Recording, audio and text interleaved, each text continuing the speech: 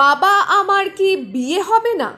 বাংলা গানের এই কলি যে নিছক কথার কথা নয়, তার প্রমাণ পেলেন ফালাকাটার বাসিন্দারা।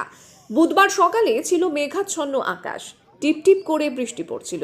এই প্রতিকূল আবহাওয়ায় তোয়াক্কা না করে জীবনের ঝুঁকি নিয়ে হাই ভোল্টেজ বিদ্যুতের টাওয়ারে উঠে পড়ল এক যুবক।